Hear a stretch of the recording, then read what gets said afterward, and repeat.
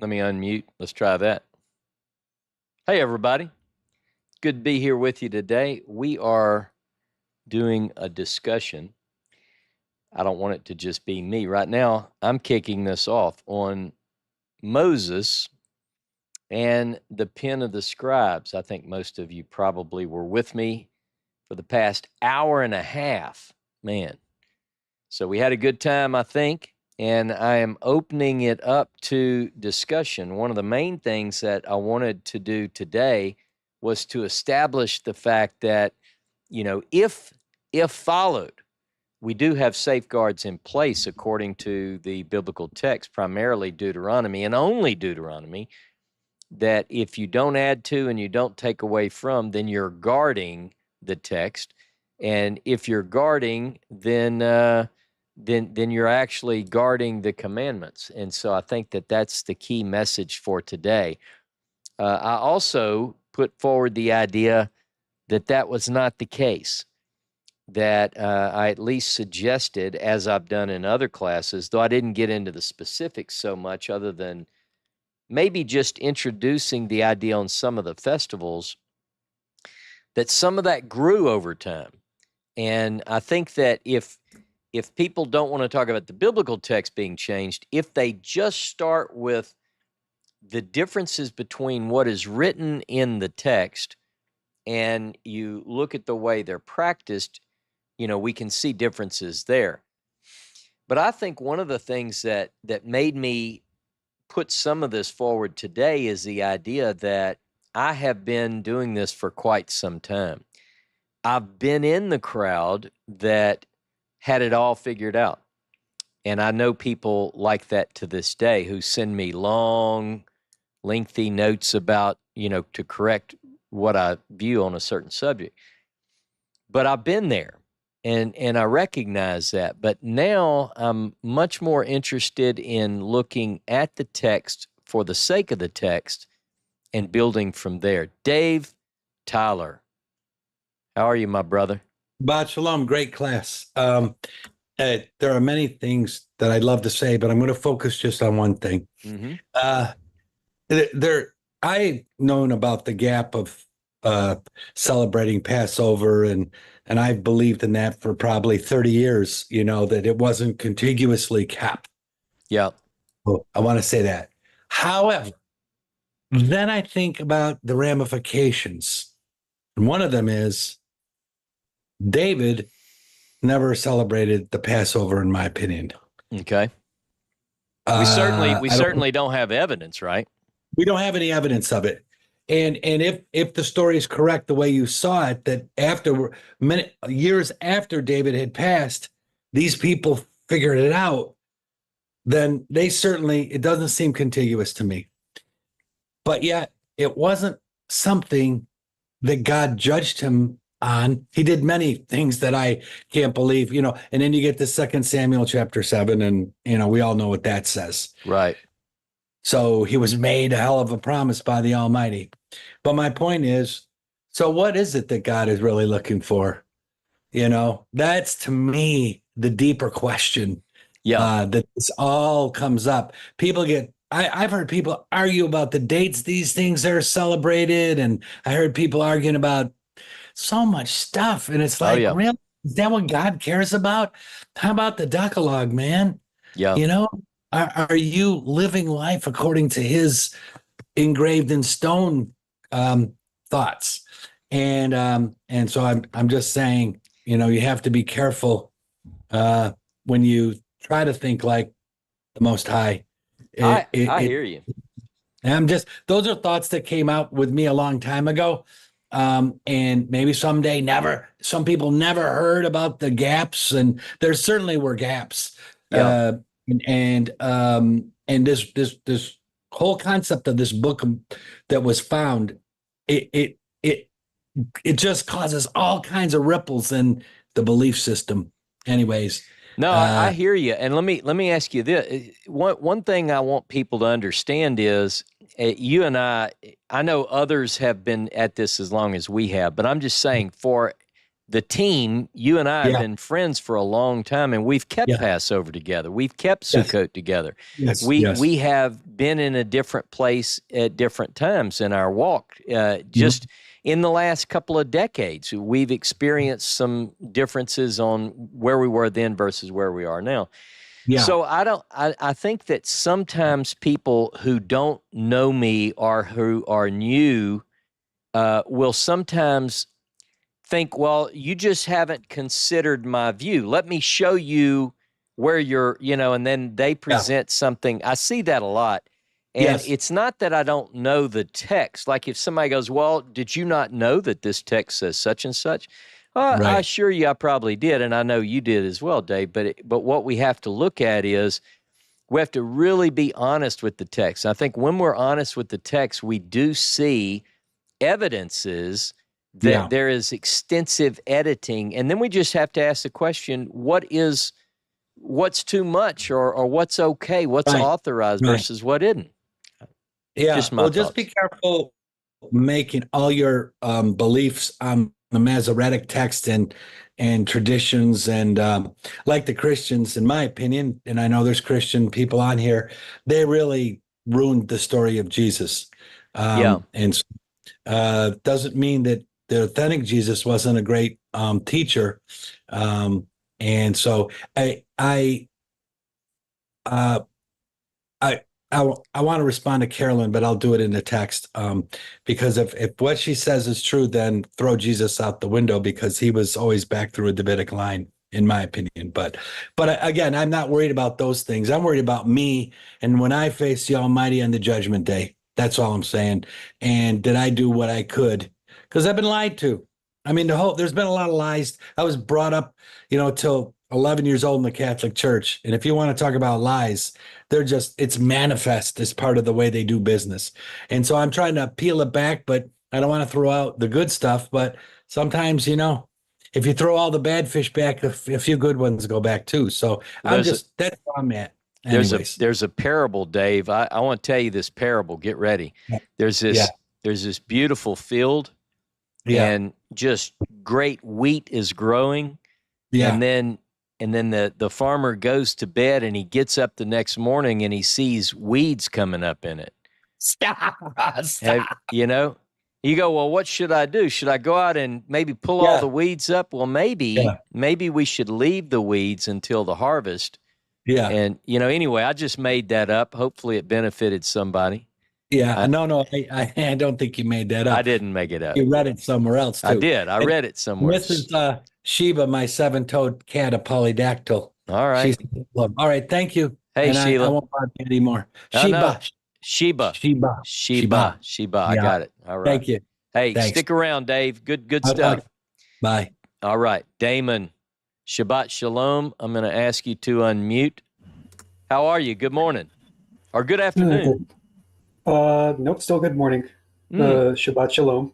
Okay. Yeah, I'm earlier over here in California, the land of the fruits okay. and nuts. All right. There's some of those everywhere, by the way. It's not just California. This is very true. So there are a number of things that I could respond to, but I'm just going to pick one. Good. Okay. So let me take a careful look at Jeremiah 8 because I wanted to dig into this pen of the scribes and see if we can figure out a little more of what's going on here.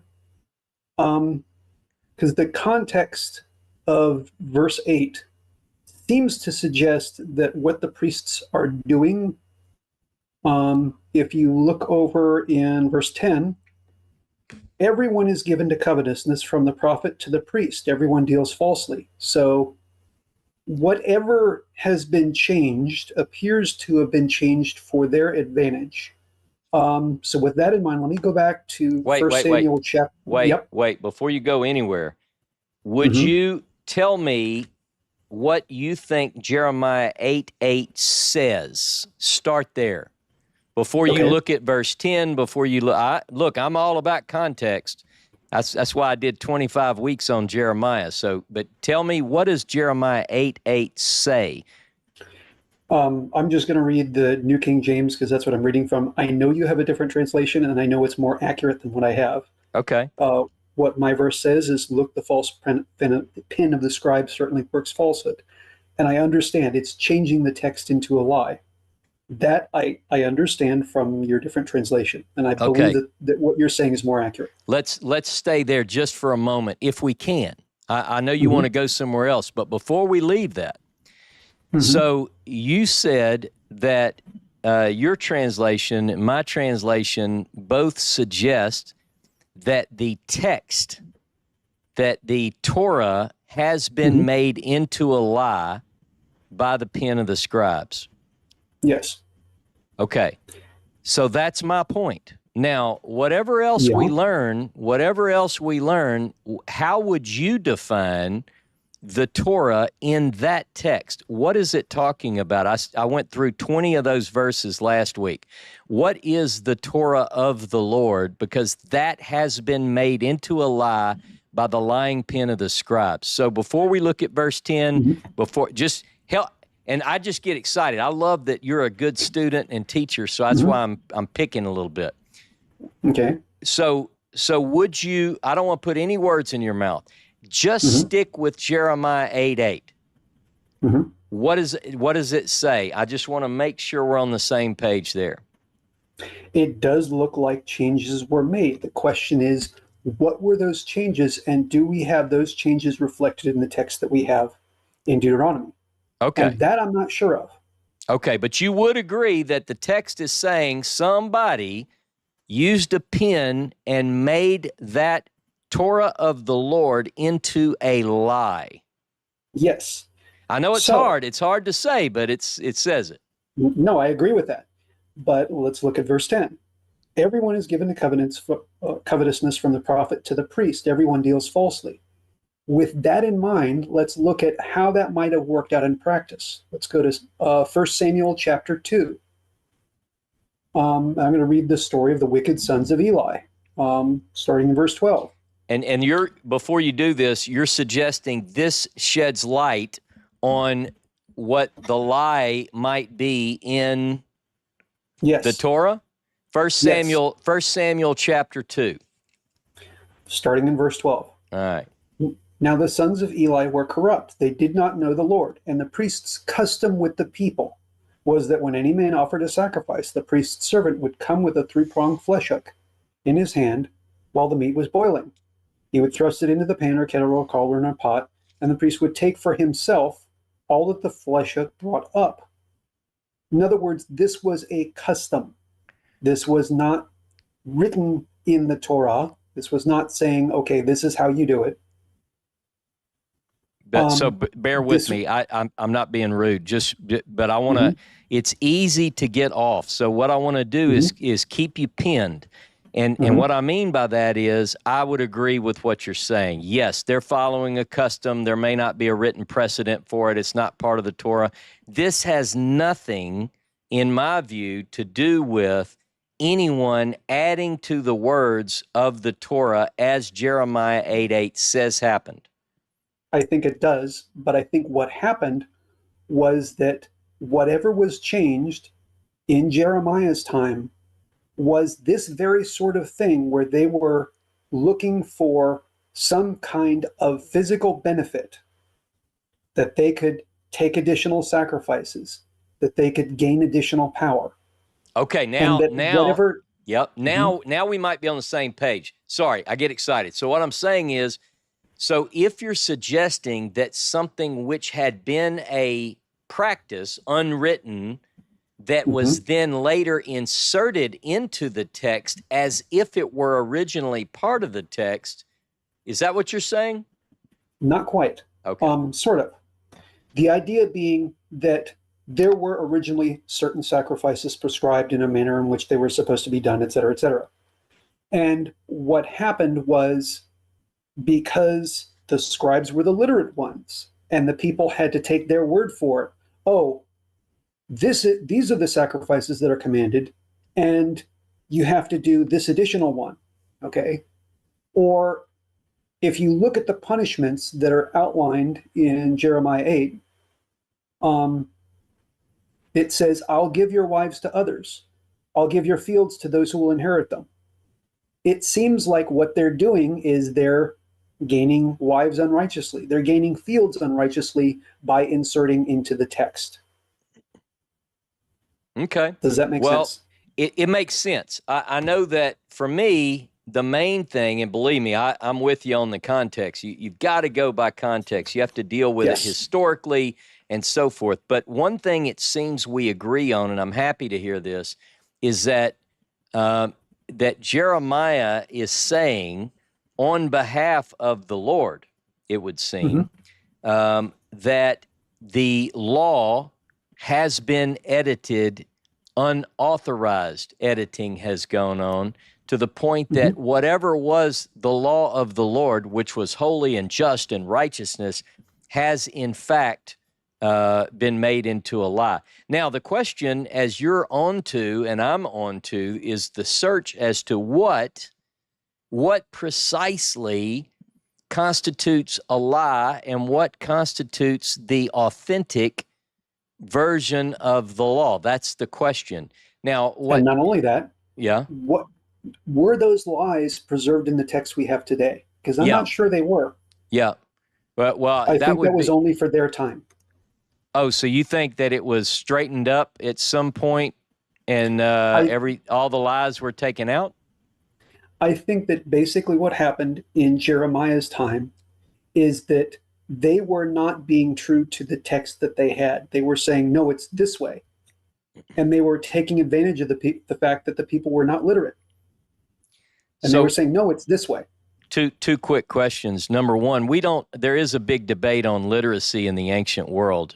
We have a lot of new discoveries where people are writing down grocery lists and things like that, letters back and forth among common folks. So that's that's an old argument but I hear you. I think there is some degree where the priests are taking advantage, and it may show up in other ways too. But if I understand you correctly, and I know we both want to allow other people's to come up, but as I understand, your point is that, yes, at one point in the time of Jeremiah, we know that during the time of Jeremiah, the scroll was found. We know that Jeremiah said the lying pen of the scribes made it a lie. Now, what we have to determine is if that was rectified. And as I understand it, I don't know where you would find justification for this, because what we see from the time that this is uttered in Jeremiah chapter 8 until the end of the biblical period, we don't have a lot of room for rectification to take place. They go to hell in a handbasket, and ultimately, you fast forward to the years of Zedekiah. He's carried away, watches his sons get killed, and his eyes are put out. And then what we have to say is, well, we have some evidence that quite possibly Ezra and Nehemiah bring back with them the scrolls. And then we look at, do the texts there agree with what we have? And the answer to that question is no. We have differences between, like I gave today with Sukkot. So what I would be interested in from one student to another is, where is the evidence that this only applies, these lies made to the Torah only apply to the time of Jeremiah, but then afterwards it's all made right? That'd be the biggest challenge back. And that would be a long discussion, which we can table for now, but I do want to have one last thought. Who was responsible for preserving the text that they had? Because I don't think it was the lying scribes who were responsible for preserving that text. Yeah. I think that we have people like Jeremiah and Zephaniah who definitely kept copies. I think there were certain priests like Hilkiah who definitely kept copies. And where do you get? I'm sorry. Where you say definitely? Where do you get the evidence that people like Jeremiah kept copies? Like I've got a lot of, and you have a lot of copies. We have a lot of copies, but do we have evidence that there was a lot of copies, there were a lot of copies, or that there were not a lot of copies? And that's the question. What do we think is the case? And textually, I would be curious where it says that they, like the priest and so forth. We know, for instance, that the copy that Moses made was entrusted to the Levites of the Kohath line, but beyond that, we don't know how many copies were made. True. So anyway, I think, yeah. just briefly, I think Jeremiah makes literary references back to the book of Deuteronomy. Yep. And I think that's very clear. Yeah. So he had to have some kind of copy of that text. Okay. I think he made references back to other books. So I don't think that the Torah and the writings were unavailable to him. I think they were definitely available because obviously he knew there was a lie that was being inserted. So he had something to compare to. Yeah. Without going into a lot of detail, I just want to bring this out and then table it for later because it's a long discussion. I think that there was a chain of custody. Whatever that chain of custody was, I don't think that the lying pen of the scribes was necessarily part of that chain of custody. And so we can talk about that another time. We can bring that up in discussion on the Discord channel. But I just wanted to toss that thought out there about the chain of custody. Who was responsible for that? Yeah. I'd be interested to see what. But anyway, the main point, as far as I'm concerned, with Jeremiah 8:8 right now, is that at least, and I think it's beyond just at the time, but at least there is, in Jeremiah's view, according to 8:8, there are lies that have been inserted. But thanks for your input, and I look forward to reading more on this chain of custody idea. Appreciate you, Damon, and again, thanks for being a good sport, because that's why I don't have any good friends, because when they bring up something, I go, hey, well, what about this? And I'm not the best at doing that, but I love you, I appreciate you, and I look forward to seeing some more from you on the Discord. Todd and Angel. Hey, my friends, how are you? Oh, wait. Hold on. I think that's my job. There you go. I think we're good. All right. There it is. By the way, banging shirt, man. That thing looks good on you. I tell you, I like paisley. I would wear paisley every day if I could, but I found my wife had rearranged my clothes, and I didn't know that she, for some reason, put everything I owned in my closet. It's just impossible. And I found this shirt, and it's like a new shirt to me. So thank you. I got too much Adrian Monk in me. If she did that, I'd freak. All right. Good deal. I got something to add on to what David was talking about. I was kind of going in the same kind of line that he went in.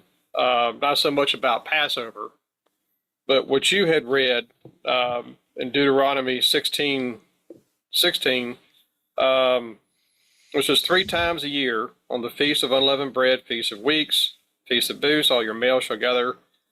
It skips on down. Don't appear empty-handed. Bring a gift. Doesn't say to bring tithes and offerings. It just says gift. Cash or credit card. It's interesting though. Credit card. What's in your wallet? That's right. But it's interesting it mentions those 3 festivals. So where's Yom Kippur? Where's Yom Teruah? Which are the 2 that we kind of question ourselves. We do observe them, yeah, but we still question that. Yeah. Well, first of all, it's a whole, as you know, all religious people, particularly those who are in this, let's broadly define it as Torah faith movement. It's the festivals often that bring us into this, right? So we get all excited and we begin to keep Shabbat and we camp out with our family at Sukkot, and all these things are great. I love them. I do them. Passover, we gather together. We eat, the big old dry Moses crackers, as Bridget calls them. There are all these festivals that we try to keep. And so I love the fact that we're working on this. Now, I mentioned briefly that there are fights. People almost come to blows over the dates and the calendar, and but it's even bigger than that. Like you mentioned, when we look at the 3 times in a year, there are several places in the text where we get the names of these 3 festivals. Exodus chapter 23, verses 14 to 17, Exodus 34, verse 18, verse 22, here in Deuteronomy 16. And if you list those side by side, the names don't always line up. It's like the names have been changed to protect the innocent or the guilty, as the case might be. So what I've done in the past is I will often say, well, the festival of Sukkot is also the festival of the this and that, and you conflate the different names so that you get the idea that they're all, there's no problem here. Don't look. Don't get the magnifying glass out. But there are difficulties. What we see, I think, now is that we see the development of these religious institutions. So there is a big telltale for me in the fact that when in Nehemiah chapter 8, at the end of the biblical period, like after the Babylonian, they come back from Babylon, they're pictured as opening the Torah and reading from it at the earliest part of the 7th month, and they get excited about what's coming on the 15th. They don't know anything. People can argue this, but you're going to lose. They don't know anything about Yom Kippur. You would think they'd say, all right, we got to go out and we need to get these branches. And it's like, now, please forgive me for this, but it's like going to Walmart, like right now, and them having Valentine's cards out. Yeah. You're like, well, wait a minute. I know some of y'all are going to hate me for this, but you should have, I'm not saying you should keep Halloween. God forbid. Somebody will think I'm a Satanist or something. But I'm just saying, you would expect there to be big bowls of candy and Monster Mask at this time of year and not. So it's like they're reading from the text and they go, hey, we need to do Sukkot. And you would think somebody would go, wait a minute, we have to focus on Yom Kippur first, you see. So now people might have another explanation for that, but I'm wondering if that was ever in the text that they're looking at. The other thing is that we have differences, like Passover. Exodus chapter 12 says, let me tell you, this is Ross's version. It says in Exodus 12, you are to put this on the fire, the lamb, and cook it on the fire over an open flame. Listen, Todd, whatever you do, don't boil it. The Hebrew word is bashal. You go to Deuteronomy and it says, listen, bashal that meat. You're like, well, hey, hold on a second. I thought it said in Exodus chapter 12, so what are the differences for? And in Chronicles, they use the word bashal, and that's forbidden in Exodus chapter 12. So is this the end of the world? No. It's suggesting that these texts have gone through editorial processes, whatever. You don't have to call it the lying pen of the scribes if you don't want to. That seems to be more what Jeremiah would have said. But I'm like you. I want to keep what I need to keep. I want to do what I'm supposed to do. And just to be sure, on the 10th day of the 7th month, I can say, all right, well, I'm keeping Yom Kippur just in case. But we don't have two goats that we bring forward, from Leviticus 16. I mean, right. There's a lot of, I have more questions today, and I'm willing to ask them because I want to be honest to Moses and honest to you and honest to myself. You read something earlier too that it was again one of those deals where the red light went off in my head, and I went right to the verse I was thinking of. Like you said, going to the people who had their feet on the ground, and when you were talking about in Second Chronicles, when you mentioned talking about what was due for each day you sacrificed according to the commandment of Moses for the Sabbaths, the new moons, and the thrice yearly festivals. As soon as I saw the new moons, the very first thing that popped in my head was Isaiah 1. Yeah. Yep. Where he says in verse 13, no more bringing oblations is futile, incense is offensive to me. New moon and Sabbath proclaiming of solemnities. Yeah, I don't know. It's just. Well, we know what most people say. Anytime I bring that up, people rush for the keyboard, and you can hear them pecking when I say it. I can hear it in the spirit. I can hear them pecking their answer. And what they'll say is, but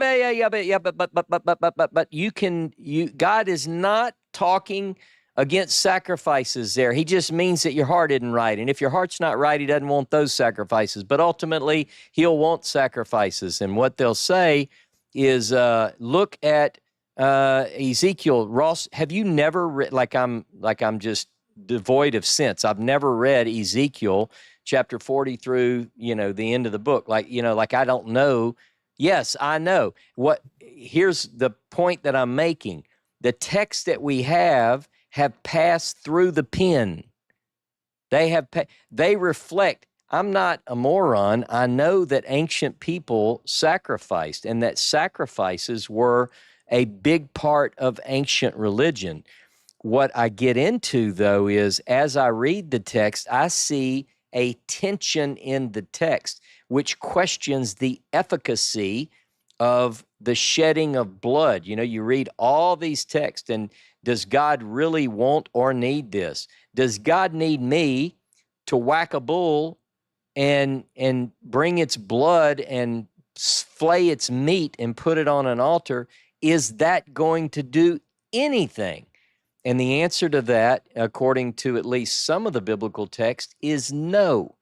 If we read, however, many other texts, even in the Pentateuch, what we get is the exact opposite of that. We get, gimme, gimme, gimme. Bring these offerings, a sweet smelling. Like people will write me and they'll say, well, Ross, you forgot that it says that God enjoys the smell of barbecue. I didn't forget that. I just question its antiquity. I think that some of these passages come in at a time when that temple system, that cult, is fully operational. So, Yeah. I don't know. Well, Preaching the choir. In defense of the dry Moses crackers that everybody's been talking about, she makes our bread for us, and she makes probably the best unleavened bread that we've ever had. And so when it comes to the week of unleavened bread, we really look forward to that. Well, I actually, Bridget has made me some as well, and it's much better. I prefer the homemade over the dry crackers that you get at the store. Yeah. But in the past, my journey has taken me through all sorts of different angles on this. And one of the things that I used to look at and I'd go, man, these are kosher for Passover, and I need these, and then ultimately I said, no, I'm not. I'm gonna have homemade.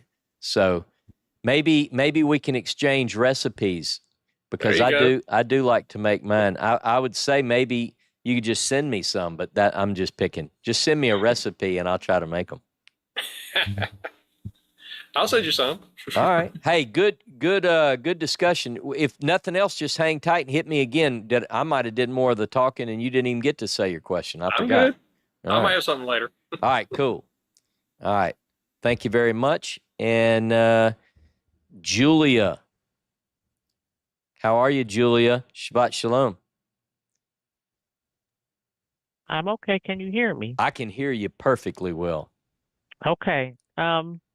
So I've got a couple of things. I was thinking on stuff when Dave said what he said, and part of what it looks like going down through antiquity, looking back on history, is there has never been a problem with ritual. Very good with ritual. This is what we're supposed to do, but the problem is not the ritual. That's what's also said by the prophets. It's not the fact that you're going through the motions. It's, I want the circumcised heart. So right. That's the problem. And when people want to look, they go, this is what we're supposed to do. We're supposed to do. And look at this ritual. And it's like, just be careful that you're not stressing the ritual so much that you're missing the stuff. Yeah. So that if something's not done exactly the way don't look at that and go, it wasn't done like the ritual, because that's not the only thing. That's not the thing that God is looking for. I got you. Yeah. Hey, Go ahead. before you leave that, let me ask you this. But while you were talking, I really like that idea. And one example is in the book of I started saying the book of Hezekiah. Open your Bible to the book of Hezekiah. But what I meant to say was is Second Chronicles, I think 30. There is a revival during the time of Hezekiah, as reported by the chronicler, and the people weren't ready. They weren't purified, if you will. And it says that they kept the Passover in the second month, going back to Numbers chapter 9, this Passover Sheni, which is what we call the second Passover. And it says that they didn't do it right. And so Hezekiah prayed for the people, and he said something like what you just said, Lord, please forgive them. This is my paraphrase without looking the text up, because they're trying to do the right thing, and just, grant, and God answers him, and he says, I grant your petition. So I've often believed what you just said, Julia. It's so important. We're so judgmental on, well, they didn't keep it right, or they didn't have angels Passover bread, and so they're not as holy as someone else, or whatever. And I think that's where we cross the line. I think your point is valid. I'm sorry, I wanted to jump in and say that. Yeah, I think hands down, God would be so pleased if people were just trying and don't get it right. He would be so pleased because people want to make the effort. People are searching and looking so hard. Hands down, the ritual and not doing stuff would not get in the way. Yep. The second thing I wanted to talk about too is because when Damon was talking, it was just a short thing. I would not be surprised that while they're unearthing the things that they are, like you said, you talked about a grocery list. I wouldn't be surprised if they find out that there was more literacy than was first thought. Yeah. And the final thing I wanted to bring up is the thing you brought in early in your class when you used the example of the daughters of Zelophehad. Yep, that's right.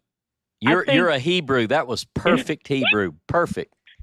I think it's wonderful because I think it was two things. I think that because, God knows. I think that part of it was when it came up that that we recognized here's another portion where we can increase and do things right.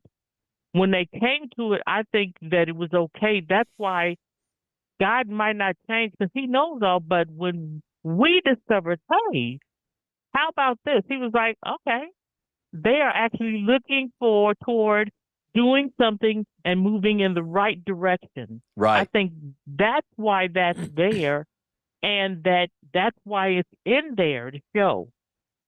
Here's an example where they moved in the right direction, and we said, yeah, let's add that. And that is different than not guarding what he said.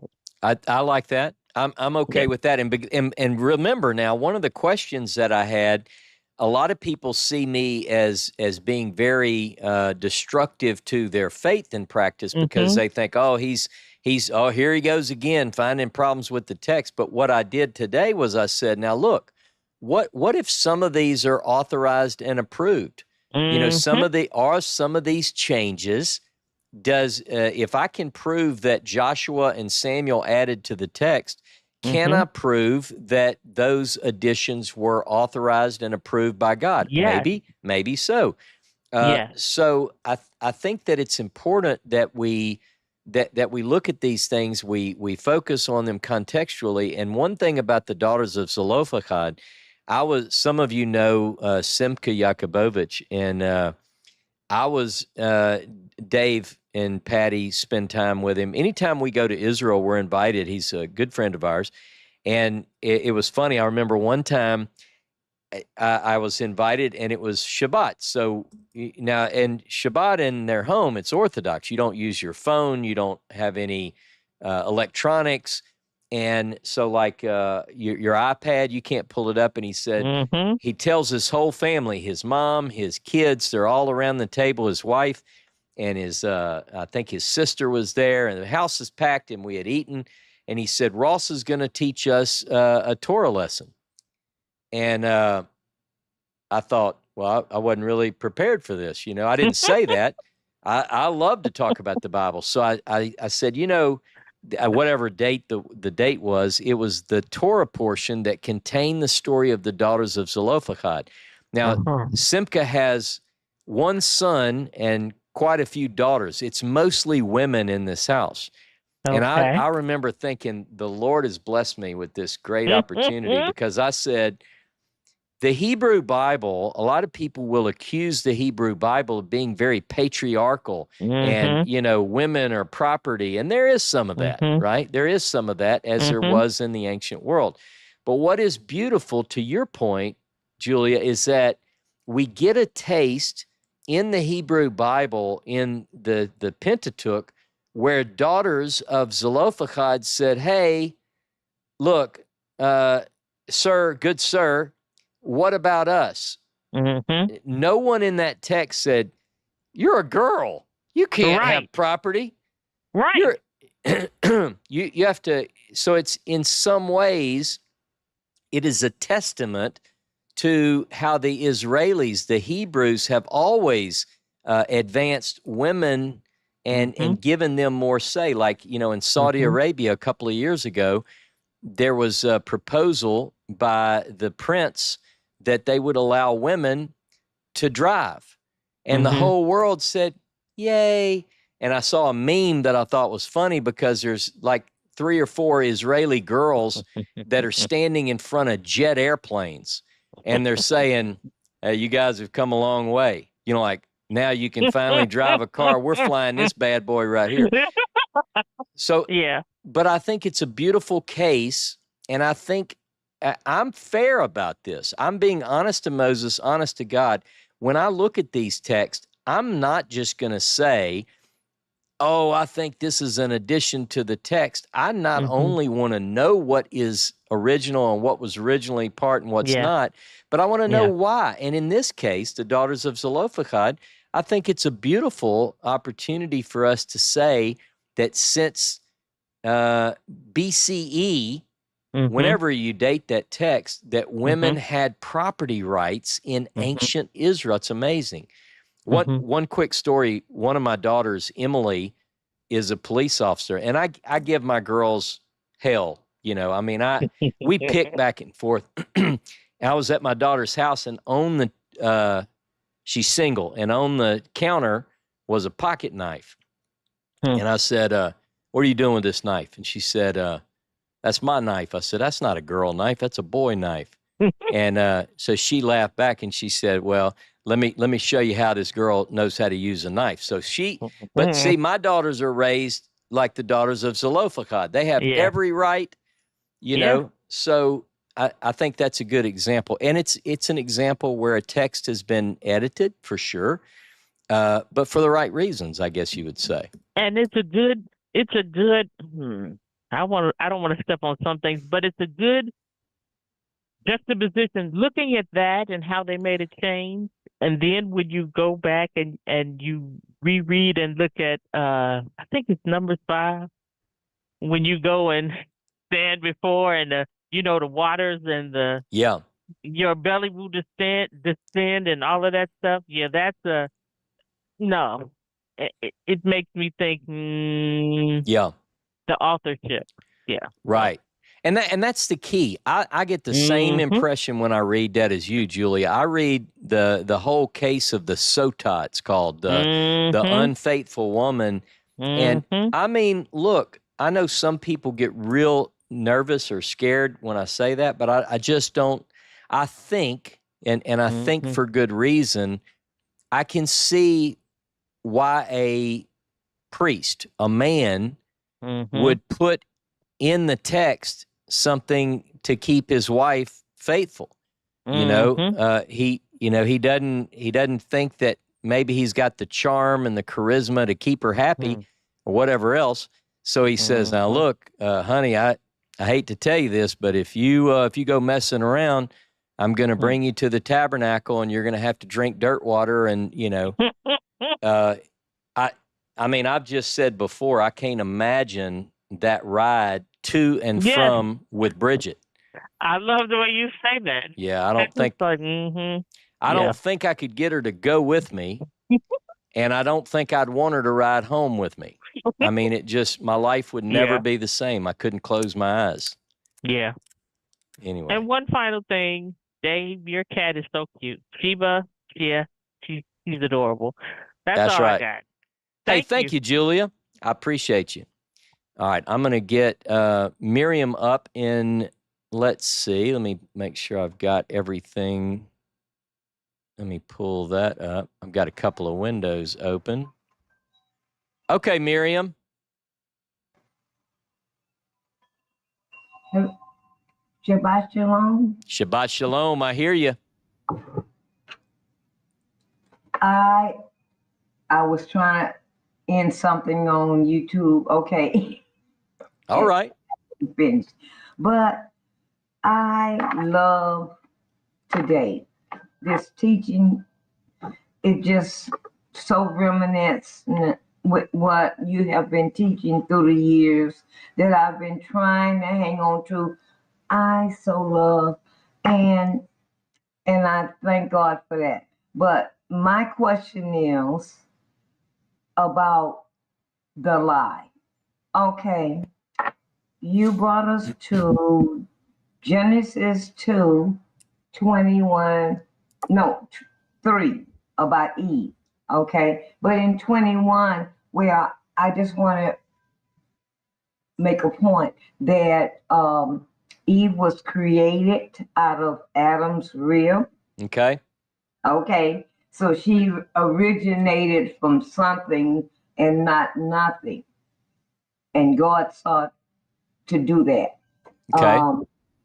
But when she was created, okay, here she is in the bad English, I'm sorry, or in Genesis 3:3. And here it is, the serpent is enticing and trying to induce. And so it talks about how, she somehow said, God said not to touch, but that never was, right? Say that. I missed it. So he said, don't touch. Oh, you're saying that when she said don't touch it, that I said that wasn't the original command. Yes, that's right. That's the way I understand that. Yeah. Okay. And so she was enticed to touch and then go forth from there. Okay. My question is there the point when lie entered into humanity, into creation through Eve and Eve only? Because she was created from something, so she had to have some kind of DNA and originated with whatever abilities. That's what I'm concerned about. Was she created from Adam with pureness, or did it just come through Lucifer, the serpent? Right. Well, I tell you, you're getting into a different level, but at the same time, to your point, Eve is taken from, according to that narrative, from the side of Adam. We say rib, but in Hebrew, it's side, tzadi dalet, from his side. And that word can mean a cell or a chamber, which is where we get the idea of rib. But the Bible presents this idea. When I do a wedding, I'll typically bring this in because I think it's beautiful for an ancient text, that a woman is taken from the side of man and not from his ankle bone or something, which indicates that the man is superior. They're side by side. And so when we think of even modern science and we talk about the cell, could it be, and I'm not suggesting the ancient writer of Genesis had DNA in mind, but she is derived from his DNA in a way, if you try to get scientific. Now, I'm not scientific. I know very little about science, but I'm just suggesting we could go there. But I do, to your point about the lie, we tend to have you ever heard people talk about, is that a little white lie or a black lie? And I think that most people consider the darker lie is worse. I don't know. But what constitutes a lie? What we really get, and I tried to bring this out in the class, I'm not even suggesting it was something bad intentioned. She said, we're not even supposed to touch it. Maybe that was meant to safeguard them from violating God's command, So good intentions, and maybe it's not,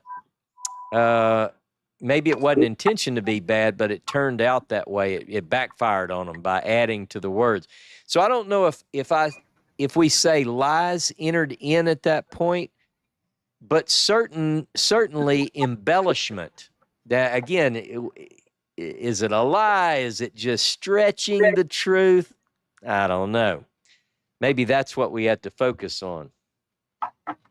Does that help at all, Miriam?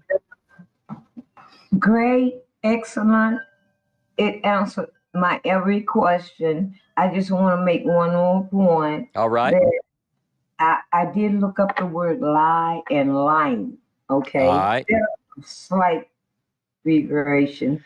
Okay. One says make a statement that one know is false. You know it. Yeah. Okay. And it goes on with a little more deviation to the lying. For some, maybe his way into an office. Into what? Into what? What was that? Office. Okay. Maybe an advancement to advance yourself. So, I know it's an issue maybe the scribes had where they wanted to advance their abilities and knowledge. Yeah. With maybe inaccuracies or something. Well, their pens, came in that way. Well, one idea that's put forward as something we'll consider as we go forward is this. The priest, and Damon brought this up as well, the priests are in control of the book, right? So I don't personally believe that there were a lot of copies at the time, but I think you may have had a few copies, but it would be, the main copy would be held by the priest, presumably in the confines of the sacred place. And so you would go there. For instance, even in New Testament times, we get examples of this. We know that by that point, by the end of the Second Temple period, you have copies of these various scrolls in synagogues. So Luke chapter 4 has Yeshua, Jesus, go into a synagogue and stand up to read, as was his custom. So he does this like every Shabbat, I guess. And a scroll is handed to him of the prophet Isaiah, and he opens it and reads where it says, the Spirit of the Lord is upon me, and so forth, and the people freak out and try to shove him off the cliff. But the idea is that there are copies at that time, but back in the time of Jeremiah, we have to wonder how prevalent were those copies out there. But back to the question of what is true and what is false, that's maybe even a deeper conversation that we'll get into. I've got a couple of notes, but I'll come back to those. So anything else, Miriam? Okay, one last quick comment. Did the lies from the scribes happen before the change of this, what we're talking about, you spoke today, or after when they got to, I guess, improve it? Okay. I kind of left us hanging going into next week's class on that. So you're just trying to get a sneak preview. You're trying to cheat the system, Mary. I'm joking. But what I did was I kind of laid out both scenarios. Did they, when the scroll was found, did they go, hey, wait a minute. We had a scroll and it doesn't say what this one says, so that is a lie? Or were they suggesting that what they have now that was just found was edited afterwards? Or is it both? So, for instance, here's something to think about, Miriam, while you go about your day. We have David. There is a law of the king in Deuteronomy 17, verses 14 through 20. It says, hey, if you're going to be a king, this is what you do. You have a king can't multiply horses, can't multiply women. He's going to be on the same level as all his other brothers. And then you get somebody like David, who is a man after God's own heart, and he's got all kind of women. I mean, he's got them lined up. He's got women in different bungalows. He's got women galore, and his son Solomon is even worse than that. David has a bunch of women and didn't find it to be enough, so he takes another guy's wife, has him killed. Well, you have to wonder, is David, is he really aware of Deuteronomy 17, 14 through 20 or not? And I say he's not, and I'm going to talk about that, but I'm not alone. Dead Sea Scrolls talked about it too. So the monarchy is something, and get ready, because some of you know this because you've listened to me for years, but the monarchy is one of the things that screams to the modern reader, I'm not ancient, I'm not part of the original. So we have other cases like that. And yet a big portion of the Bible is built on the monarchy. You leave Judges, by the end of Judges, here's what the book of Judges, the writer of Judges tells us twice, we're in a bad time, folks. I'm paraphrasing. This is Judges. A bad time. He goes, look, everybody's doing what's right in their own eyes. There's no king. Meaning, I'm getting you ready because you need a king. It's political spin. We see it in the Bible. So by the time you get into 1st and 2nd Samuel, 1st and 2nd Kings, it's all about the monarchy, the divided monarchy. And everybody says, yeah, but we're looking for a good king. But all of that, the monarchy is an accommodation. So the question to your question, Miriam, is when does that come in? We're going to talk about this. Do we have proof of when the monarchy rule comes in? And was it part of the original? Was it authorized? Or is it an accommodation? In the New Testament, for instance, we get an example in Matthew 19. I know some of our listeners and viewers are Christian. we get the idea of divorce. When is it okay to get a divorce? And Yeshua's answer, this is a question, is this valid? His answer is, yeah, Moses commanded that, Deuteronomy chapter 24, but it was for the hardness of the heart. Well, how many commandments and so forth are permissible or allowed, but they're accommodations? That's something we have to think about. Anyway, I'm going to get in next week, Miriam, to what I believe. Now, usually I don't get into much speculation. I say, here's what the text says, and let's look at it. But I'm going to build a case for what I think happens, how that Torah that was discovered evolved into what we have today. That's what I think I'm going to do. So stay tuned. That's coming this week. Is that fair? Yeah. All right, Miriam, I love you, my sister. Have a beautiful day.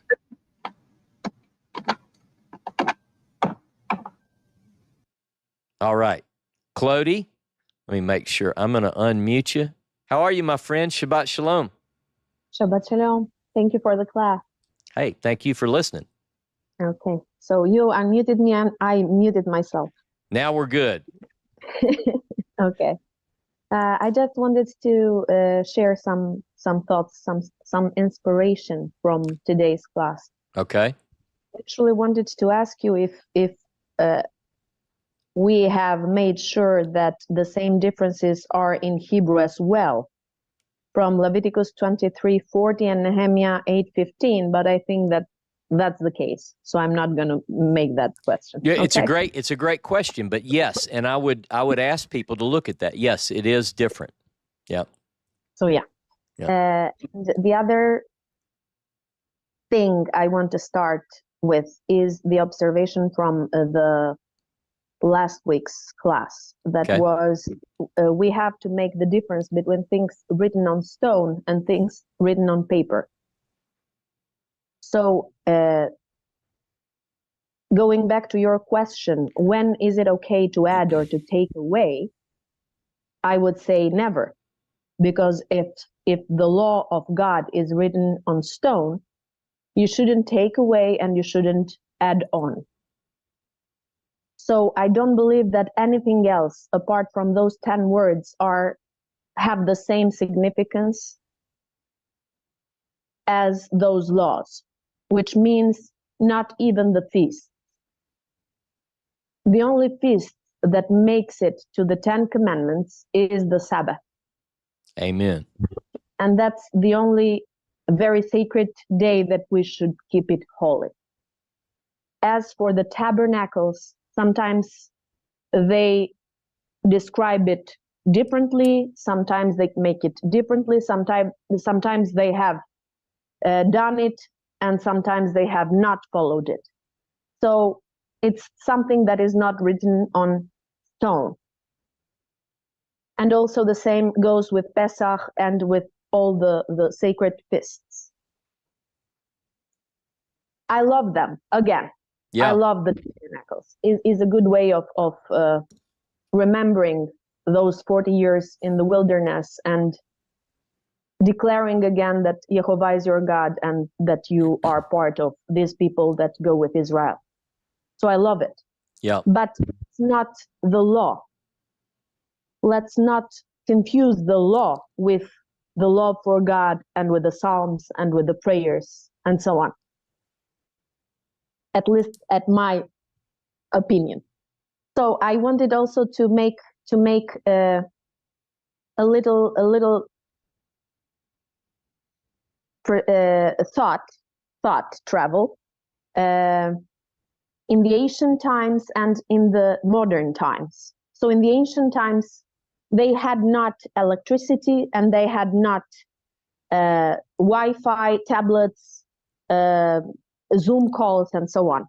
So nobody can tell me that it's authority not to turn on the computer. Nobody, because they didn't have that on ancient times. So nobody can tell me that is bigger than the 10 rules, commandments, laws that Moses gave us. Because either way, it's a regulation. It's a description on the regulations. I'm gonna give you an example, a very lovely example that I and my bigger sister, as I like to call her, Betty, we were talking when we were in the conference on April about Shabbat, and she was dressed on white, and she told us that it's something that she has done it for many years. And I was like, oh, this is beautiful, I should do this. And if you've seen me, I've been wearing white. But that's not a law. That's not a commandment. I cannot tell my niece, Arta's daughter, that this is the commandment, you should wear white. If I do that, that's an add-on. Right. And I think that that's how all the rules and regulation on boiling or not or whatever on this branch of trees, of this kind of trees, not the other kind of trees, are passed on. So we have to be very, very clear about the significance of each and every rule.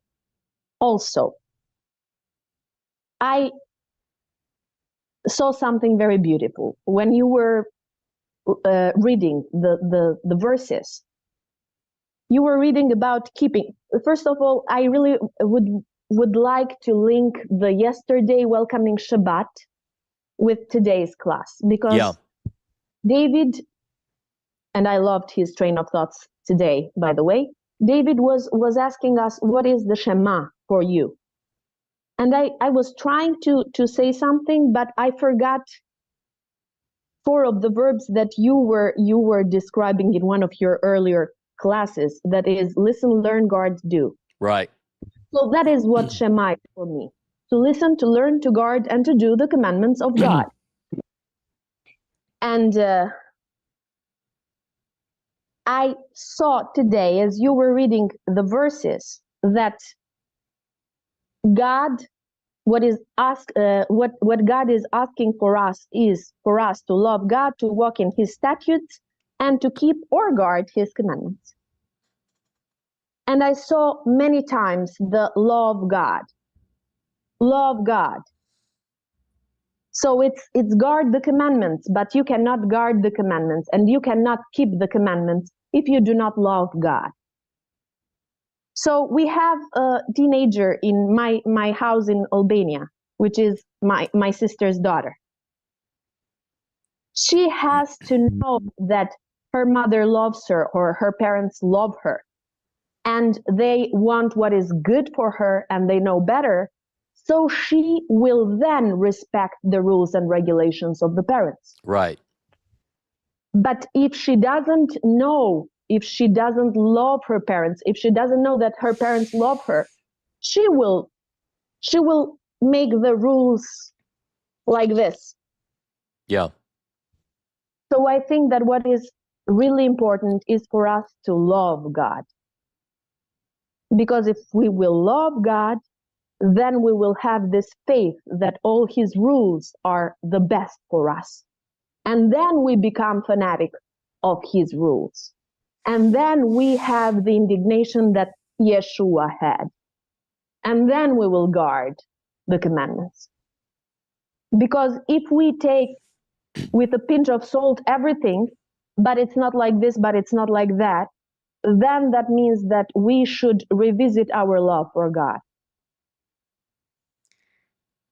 Hey, and I pray each and every one of us pray every day that we will have a bigger love for Yehovah.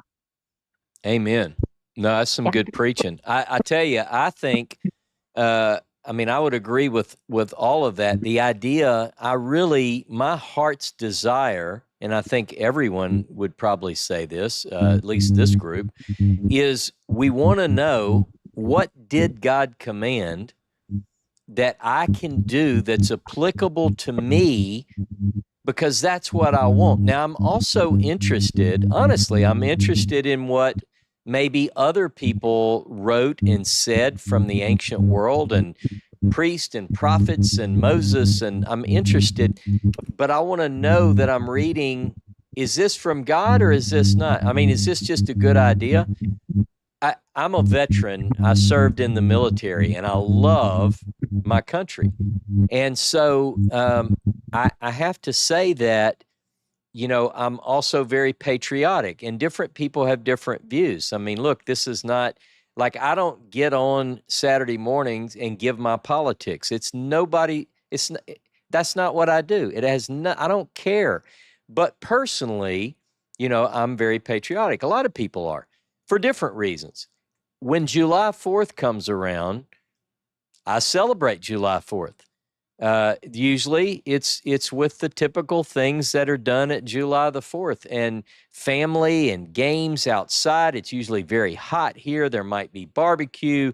There might be fireworks, all of those traditional things. And somewhere in there, my heart says, I love my country. This is a celebration of the United States. I do the same when I think about Thanksgiving and what that represents. Biblically, I remember a time when I said, I want to keep the biblical feast. When I realized that there were biblical festivals that didn't agree with some of the secular things that we do, my first reaction was, that's pagan, I read Alexander Hislop and some of these other texts and some of these books that said, that these things are rooted in paganism. I said, no Easter, no Christmas, no, and because I wanted to do what was really from God. Well, I'm sorry that my questioning has not stopped.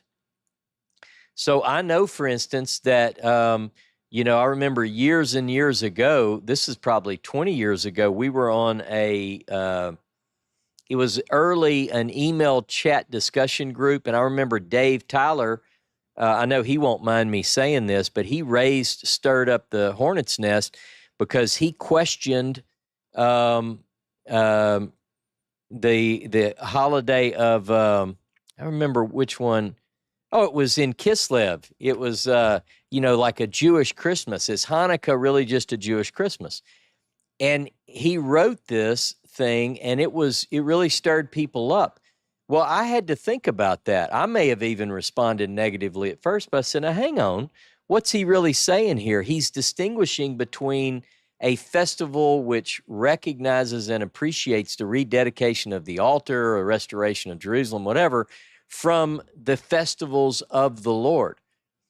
Well, now I'm even I want to look at, are those all of equal weight? Like Clody says, the one that made the Big Ten, whether you look at the version in Exodus 20, Deuteronomy 5, the Shapira manuscript, it's only the Shabbat. So which one is the most important? Hey, good stuff, Clody. I really appreciate you. Your thoughts, as always, make me think deeply. I appreciate that. Hang around. You may have more comments. Sue Wyatt, how are you, my sister? Good to see you again this morning. Thank you. Shabbat Shalom. Shabbat Shalom. I want to go back to what Julia was talking about, the daughters of Zelophehad. I can't even say it. Zelophehad? That's it. That's it. The Big Ten tell us in 7 and 8 that it's expected that we will have courts to make judgments on issues that question. That's why we're told not to bear false witness and not to use Jehovah's name to deceive. And it seemed to me that the issue with Zelophehad's daughters was actually a civil action. It was made using the principles of the 10, which is exactly what should have been done. But it wasn't carved in stone. It wasn't something that becomes the word of God per se, unless you accept what the lying pen of the priest may have added in Leviticus, which is the law of God, and don't depart from it left or right. Yep. If we stay simply with the Moses scroll, then yes, we would have courts, which is why we would have the judges, which served more than one capacity, but one of those capacities was making decisions. And ultimately, that type of approach wouldn't affect the 10 at all, but it would help make the 10 applicable to the culture that they were living in at that time. The problem arises when we have somebody writing and saying, this is the word of God and you must abide by it. Yeah. That's when we get the problem, and we see that happening over and over again. I see it in the priestly literature. I don't see it elsewhere. These are great points. And every sacred, every document, whether we're talking about the 10 rules that God gave, the covenant, we have to have a system whereby questions can be entertained against that law. So I don't think anyone in antiquity who heard the 10 would say, really wish there would have been 11 because this one really goes in there, or maybe 12 or 13. They're happy with the 10 words, but they have extenuating cases where certain things come up, you know, and in the case of the daughters of Zelophehad, they said, look, I get that, and this doesn't have to do with the 10, but according to the ruling that it would pass down through patriarchal, through the father to the son, and so forth. And then they said, but hey, we don't have any brothers, so how does this work? So that's a good thing. It's the same, the example I use when I talk about the U.S. Constitution. In a way, you have the Constitution, and most Americans would look at it and say, hey, this is a very good document, but there are extenuating circumstances which need to be recorded, similar to the daughters of Zelophehad. And we say, you know, you go through, what are the amendments? You know, what are those 27 amendments? Would there be reason to ever alter the Constitution? I would say no, but we have a mechanism to bring up cases which aren't necessarily covered explicitly, and that could be what develops. That's how law develops in biblical literature. We see things come up, but we don't have to. We certainly don't have to go back and change the Constitution or go back and change the original 10. So I would agree. I think that the daughters of Zelophehad is a case where they brought, just like they were supposed to a case to consider to the Supreme Court, if you will. So anyway, I would agree with that. Anything else? Or if not, Sue, you can hang tight until you get another question. Is that fair? Thank you. No, I agree. To me, the important point was that we see so often where in the priestly literature, decisions were made and then declared to be the word of God. Yeah. And that's where the issue arises. Yeah, I agree. I think that there are lines crossed where things are given the weight that the writer wants them to have by ascribing the law to Moses and or God. It's one thing to say, hey guys, here's a rule and I want you to follow it. That's one thing, but what's more powerful and carries more weight is if you say that God said. I'll give an example as a parent of 6 kids and 9 grandkids. You ever have like disputes that happen and one kid runs in and he says, Seth hit me. And you're like, well, tell him don't. And then the response to that is, I told him and he said, and what do you say? You said, Dad, tell him Daddy said. Well, that changes everything, usually. You know, it's like you've given it the right stamp. So then the kid runs back. He said, Daddy said. He's like, all right, okay, I'm not. Well, in a way, that's what's happening in some of this biblical law. You have, it's one thing to say, hey, I think you should keep this rule. Thus says the Lord. Well, that Daddy said, that changes everything. So I think sometimes we're encountering that as we read some of these biblical texts. And I know some might not agree, but that's at least my view. So I agree with that view. All right. Have a beautiful day, Sue. It's good to see you. Saw you last night. See you again. Good. Yeah. It was lovely last night. Thanks to Dave and Patty. Absolutely. All right. Thanks, Sue. Okay. Alexis Klopp, how are you? Shabbat Shalom. I think I've got you unmuted. Let me unmute you. There you go. Hello, can you hear me? I can hear you. How are you? This is Michael Klopp, Alexis's grandfather. Just Okay. happens to be her Zoom channel for her homeschooling last year. I got you, Michael. I'm good now. I have 2 comments. One is, Hold on. Sorry. I can hear you going in and out. If you just get a little closer to the mic, maybe. oh, better? That's much better. Okay. 2 comments. One about the Torah, where it looks like you've been attempting to go. Torah is used very broadly, to be too broadly. A lot of people call it the 5 books. For me, Torah is the loving instructions of Yah from various sources, period. But that said, the Torah of Moses is distinct, but it is only part of Torah. All right. The other thing, we're talking about the line and prophet to Jeremiah 8. And you want context? Let's back up to 8:6. Jeremiah was a priest.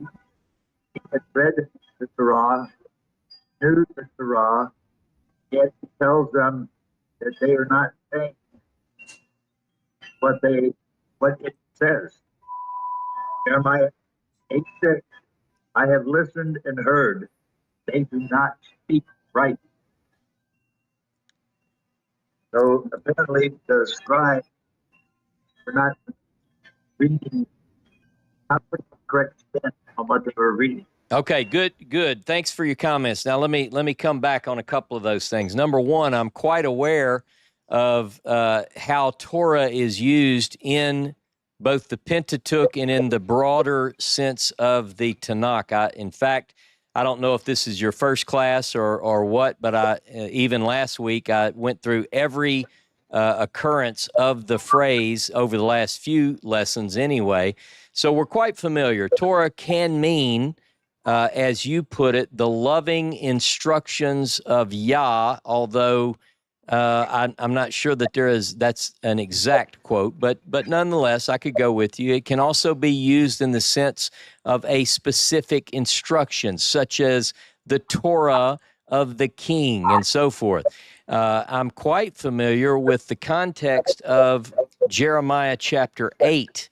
Jeremiah chapter 8, I understand context. Jeremiah chapter 8, the entire chapter, not only verse 6, describes problems with the priest and the rulers and so forth, but very specifically, and this is what many fundamentalists ignore, is that Jeremiah 8:8 very plainly says, with no ambiguity, with no equivocation, that the lying pen of the scribes has made the Torah of the Lord a lie.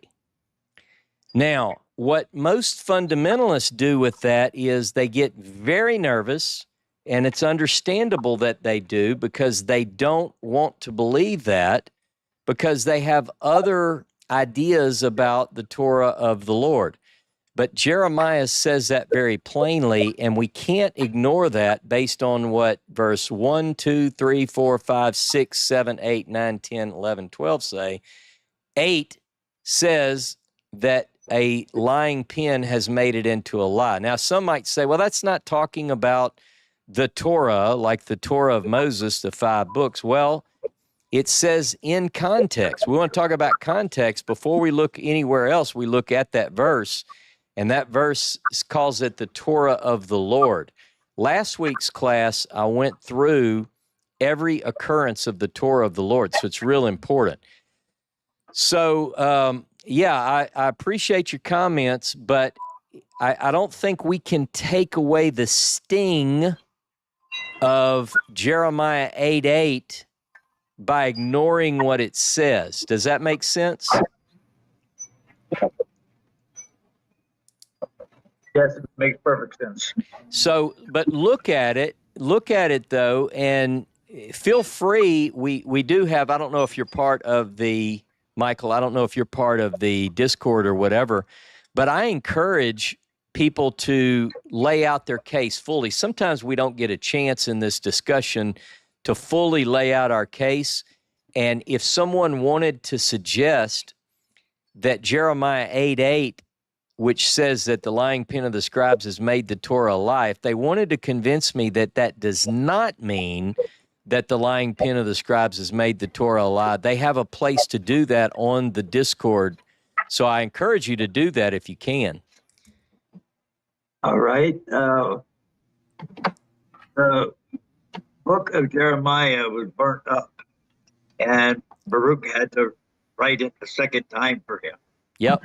What is your feelings about 8:8 got added the second time it was written?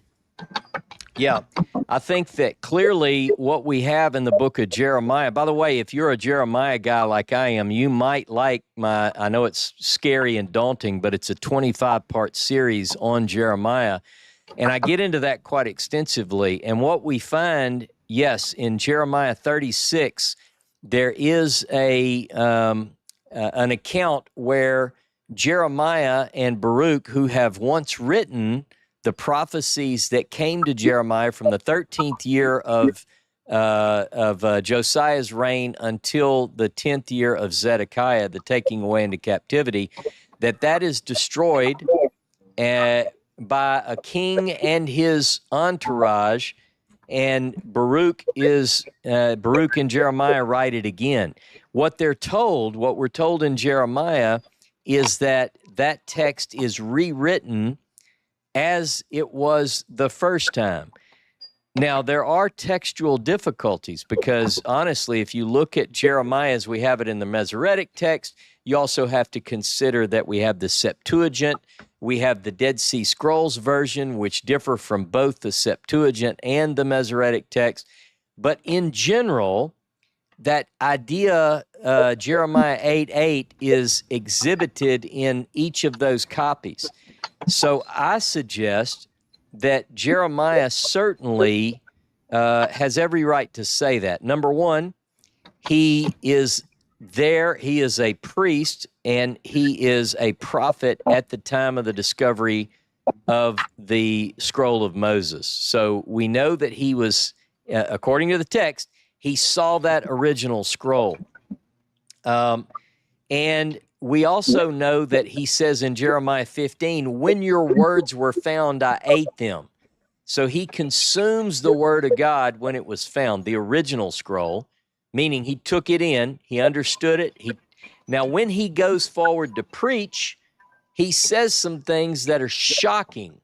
Now, a lot of people love to take his words and try to soften the blow, but he says in Jeremiah chapter 7 and 26, he goes into the temple, and one of the things that he says is that, according to Jeremiah 7, the Lord speaks through him and says, add your sacrifices and eat the meat, for in the day that I brought your fathers out of the land of Egypt, I did not command them concerning sacrifice and offering, but this command I gave them, obey my voice, and so forth and so on.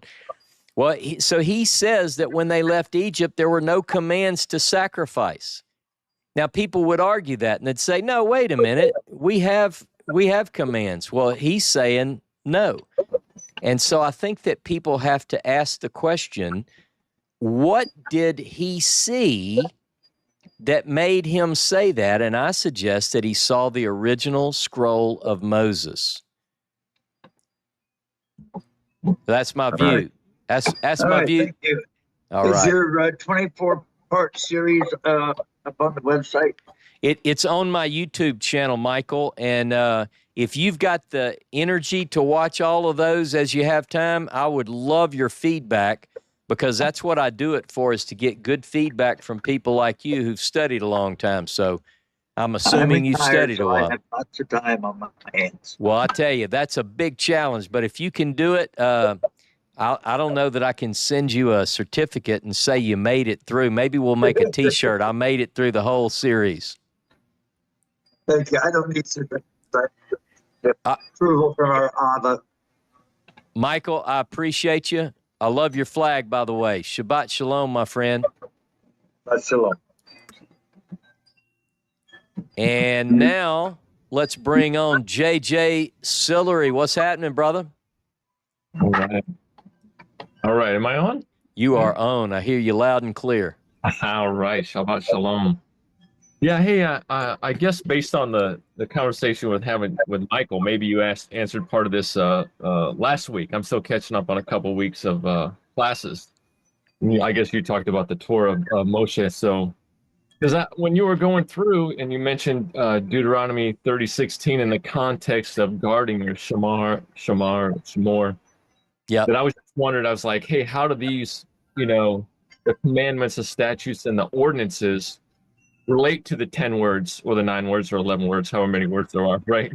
Yeah. So, so I was just wondering kind of how that all related, and I hadn't really put it all together. And then maybe just a project that I need to do is try to horizontally do some horizontal reading, just stack all those things together and figure out what's coming as close as we can to the first person, right, words that we kind of think that Yeah.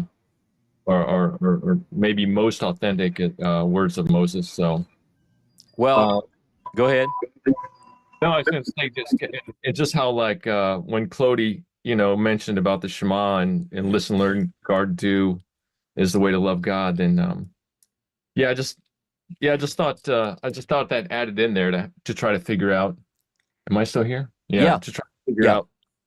out how all those commandment statutes and ordinances related to the Aseret HaDivrim, That's a great question. In fact, a lot of people, for the sake of, I guess, theological reasons in particular, well, first of all, we should look at these words as you're doing differently. So, for instance, if we say Aseret HaDevarim, we're talking about the 10 words. What are those 10 words? Are those words the commandments? A lot of times we tend to call those mitzvot. Within those 10, do we have mitzvot? I think it's safe to say that some of those qualify as mitzvot. Do some of those qualify as chochim, statutes? Do some of those qualify as mishpatim, as justices, or however you would phrase that in English where it makes sense? I think the answer to that is yes. Now, what we often find is that when we entertain the idea, and this I hope to get into a little bit of this next week even more so, you're dealing, for instance, the law code. What are the in the law code? What are those from chapter 12 through 26? Are those statutes and judgment? Because what we find in context of the giving of the 10 words, I know you know this based on a study of Deuteronomy, but as you get into chapter 4, the writer, let's say it's Moses, I think it is in some of this, he's pointing us to the 10 words which he's about to relate again, and he talks about them in context as statutes and judgments that God gave. Well, we have to ask now wait a minute, because when we get to chapter 11 towards the end, 11 leads us into 12 through 26 and also refers to them as statutes and judgments. So that becomes the big question. What I would suggest is that the original, the covenant of God, can be answerable to the phrases statutes and judgments, chokim and mishpatim. But I'm curious. I know you study. I'm curious what your thoughts are. And by the way, while you're up, have you had a chance to look at our BHQ at all? This BHQ? Yeah. Do you like it? Okay. I love it. It's a great book. Yeah, I'm about halfway done with the text of the Old Testament as well, and that's been really eye-opening as well. That is a good book. Excellent book. Yeah. Yep. So I think I'm curious. One of my studies that I'm ongoing is exactly what you brought up. When I see phrases like statutes and judgments, or however the translation translates, I want to know where else is that used and to what is it pointing? And honestly, it points at all sorts of things. So I just happened to note, Carolyn, it says, what are these words in English, please? When I say chokim is typically translated as a statute, and mishpatim is translated as judgments, because mishpat can be translated as justice or judgment, so we have to, I don't know, kind of at least build off of that idea.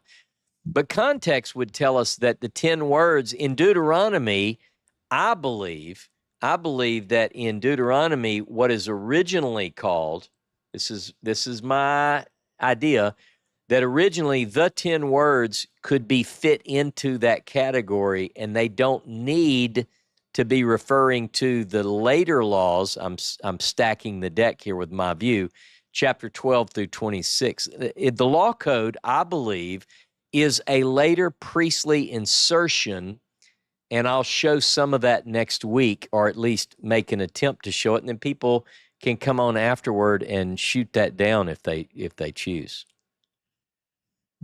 Does that help at all? No, That's all right. That's all right. It's good. And yeah, I guess we need to. Oh, we got the English down too, so we got it down. Yes. Sorry All about right.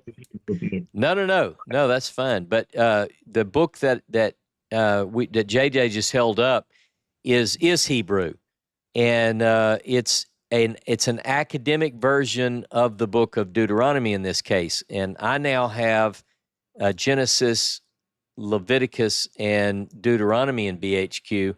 There is no Exodus or Numbers yet. And I've only had a chance to scratch the surface, but I'm using it more and more. So I'm glad you got it. I'm glad you like it. And by the way, that book, the text of the Old Testament, I don't have it right behind me. Yeah, that's it. I have that on my website. And if you look at rossknichols.com, you'll see that book is listed under my recommended reading, and I highly recommend it. It goes through how you went from the text, all the way through. It mentions the Dead Sea Scrolls and all the Masoretic text. It's really, really, I would almost say it's required reading for anyone who wants to fully understand how we got the Bible that we have. And I know some of you are like me on a budget and you're saying, my goodness, Ross, you keep recommending all these books. I can't eat and read. I'm spending too much money. So, but put it on your list. Maybe for one of these pagan holidays you celebrate, somebody will give it to you. Yeah, no, that's a great book. It really is. Definitely, I recommend it. It was a great recommendation from you. So understanding how those texts made it into our Bible. So good deal. Hey, I like All right. that background. That's good. I need a cup of coffee that big. All right. Hey, good to see you, JJ. Always. Thanks, man. Todd and Angel. All right. I will admit you do recommend good books. And they're good books. They're good. I've read a bunch of bad books too, but I try not to recommend any of those. I got a couple of other points to add on as far as the lying pen, what we're trying to figure out, what is real, what's not real. Yep. And some of the points I'm making is from what Yeshua said in the New Testament, which this one kind of hit me this morning when I woke up. I was kind of like, oh, okay, well, here we go. For no sacrifices. When Yeshua is talking to the woman at the well, and he tells her there's going to be a time coming where we worship the Father in spirit. Yeah. And in truth. I didn't hear anything about sacrifices. He just said in spirit and in truth, which I thought was kind of interesting. And that kind of brought me to Matthew 5:18, when he says, not one jot or one tittle is going to pass till all is fulfilled. Well, if a jot or a tittle is not going to be changed, then where's the temple? Where's the sacrifices? And where's the priesthood right now? Yeah. That's considered to be changed, because if they were originally written in there, then that would be changed. So I guess some might argue with us. Some might say, well, I mean, the text is still reading correctly. We're just not following. That might be a response, but I get your point. I mean, I've often said, if God needed these things, would we be without them 2,000 years ongoing? And I would say no, especially with the tension that we find in the text and other passages. So. Well, it's interesting too that, of course, Leviticus is all priestly up until I think probably chapter 18 when it comes to sacrifices and everything. But it's interesting. Another one came to my mind was in Luke 17:14 when he heals the lepers and he tells them, he says, go show yourselves to the priests. But that's all he says. He says, don't do what Leviticus says and offer the offerings and the sacrifice. He just says, show yourself to the priests, which I thought was interesting. Yeah. Well, I tell you, it's there's certainly room to present these arguments for and against. I know that the prevailing view is what we all know the prevailing view is, but could it be that we've reached the place where it's evident maybe what it is that God wanted? So, for instance, when I look around there are certain things. I remember I made the comment that ultimately there will not be, and I used text to back this up in a class, at least from my satisfaction. And I said, ultimately, there won't be sacrifices. There were sacrifices. They were done away with. There might be again, but ultimately there won't be sacrifices. And this person said, Ross, you're talking about thousands of years from now. That's not now. That's way later. Because the person could read and say, yeah, you're right. It says they will neither hurt nor destroy in all my holy mountain. I get that and so forth. But they said, but that's way later. I said, no, it's today. It's like it's today. They're not doing sacrifices now. And Right. if 2,000 years ago this was done away with, now, again, some people say, yeah, but it was done away with for these reasons and it's going to be restored.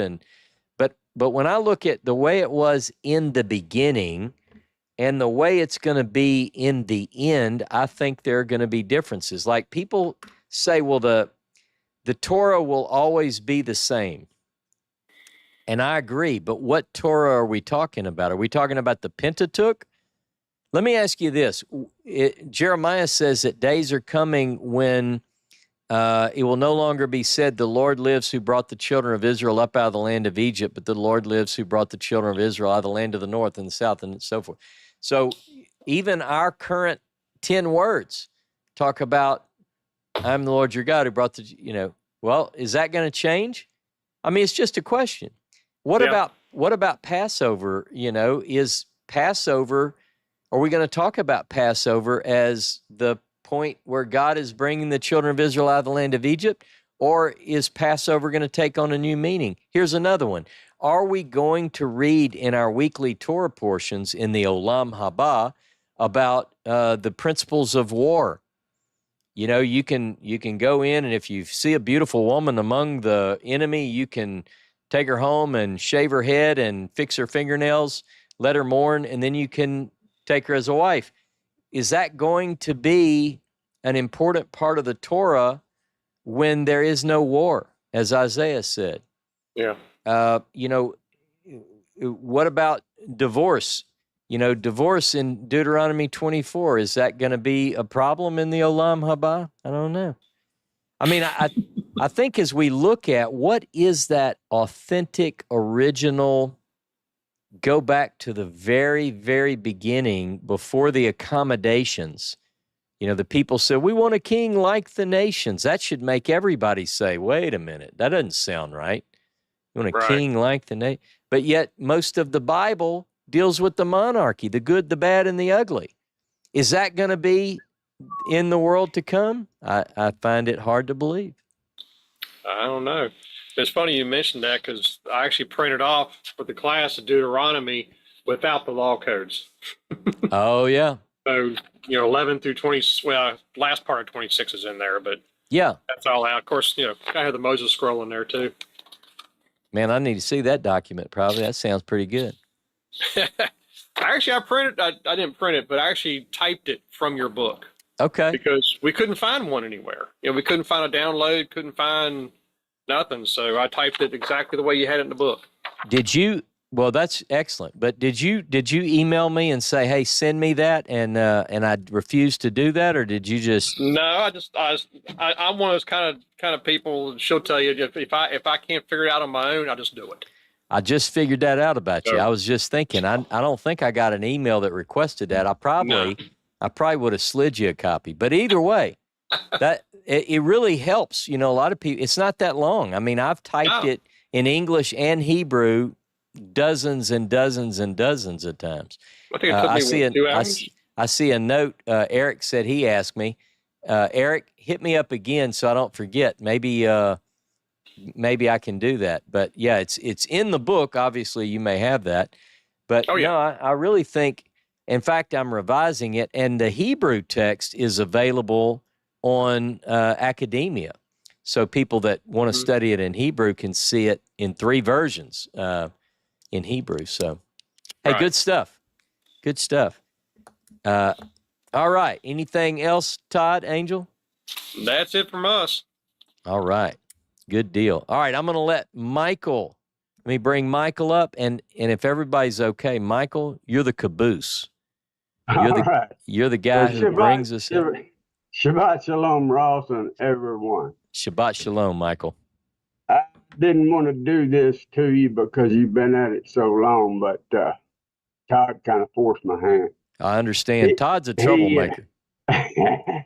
He brought up the very thing I had right here in front of me because it has to do with this subject. Matthew 17, do not think or think not that I've come to destroy. And I'm reading this. That's all right. I'm not a New Testament expert. Yeah. It says, do not think that I have come to destroy the Torah or the prophets. Did not come to destroy, but to fulfill. Truth I say to you, till heaven and earth pass, one jot or one tittle shall in no ways pass from the Torah till it all be fulfilled. Okay, but the only reason I wanted to point out was for many years, and up until about a year ago, I didn't know what a jot was. Yeah. And I'm sure there's people that have read that same verse or heard it, and they not really. But I finally found out what they are, and I went through the Torah, and I found the 5 places they occur over 5 different words, 3 times in Genesis, 1 time in Numbers, and 1 time actually in Deuteronomy. And it is Deuteronomy 29:28 in the Hebrew, and it's the last.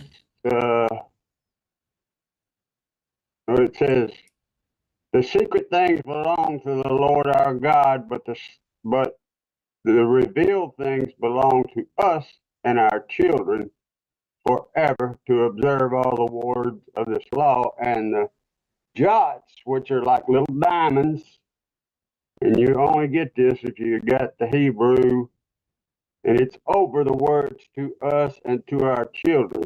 And many people may already know that. I don't know, but I didn't know it. That's actually what a jot is. You know, like I say, if they're a little diamond-shaped, little diamonds that appear over these words, and they occur, like I say, 3 times in Genesis, once in Numbers, once in Deuteronomy. I think you're talking. Yeah, you're talking about superlinear. They call them superlinear dots as well, and some have proposed that when you see jot and tittle, that is also could be speaking of the yod, which is the smallest Hebrew letter. And then you have in the Torah scrolls now, and these go back some traditionally way back, but the flourishes on the letters, they call them tagin. It's like a crown. So some have proposed that he's talking about not even the smallest detail of the text will in any wise pass until everything's fulfilled. The message is the same, that the text is right, it's consistent, you can trust it, you can depend on it, it's not going to change. And that is the view that I held for a very, very long time.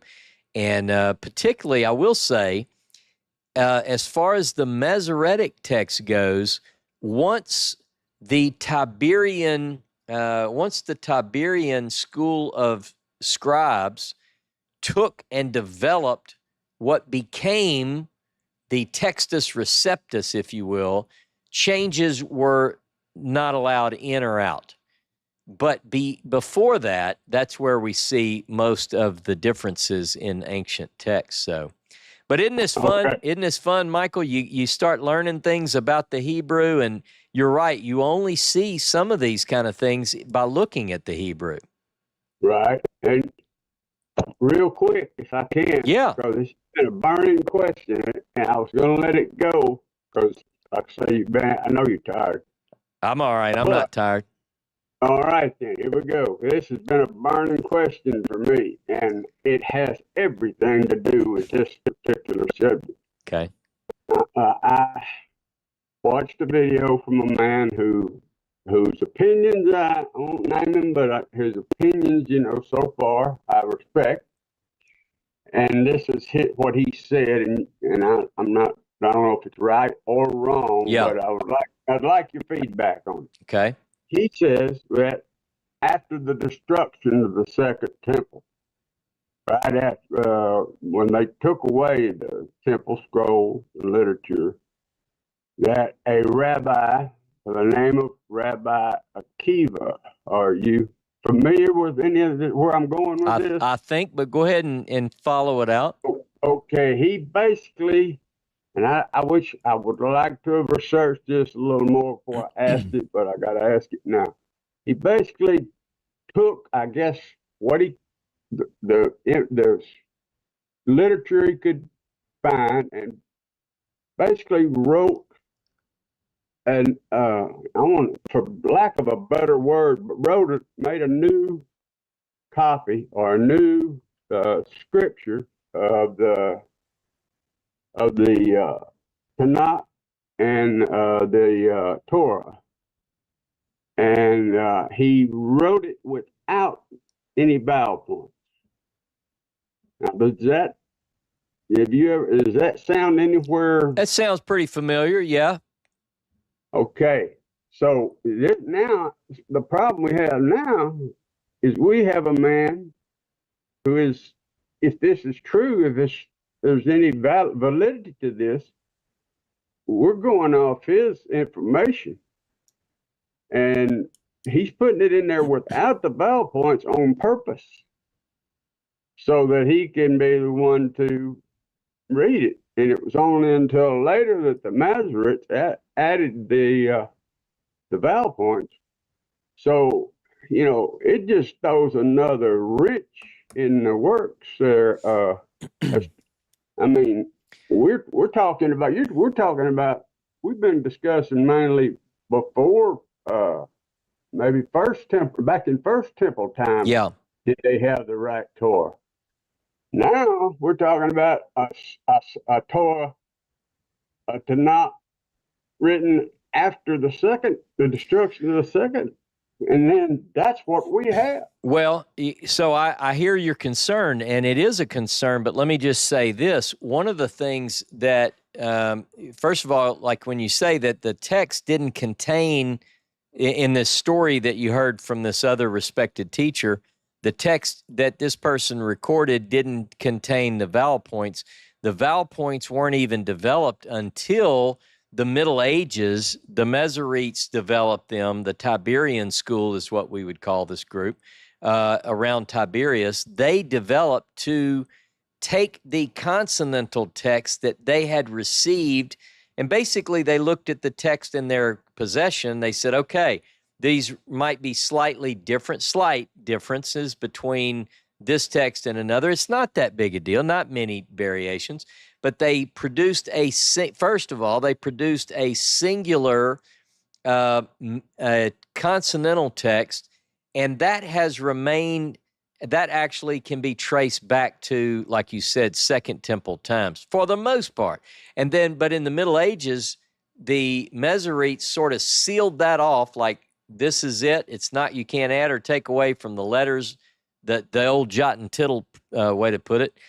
And then they added the correct, their system of vowel points and accents and so forth.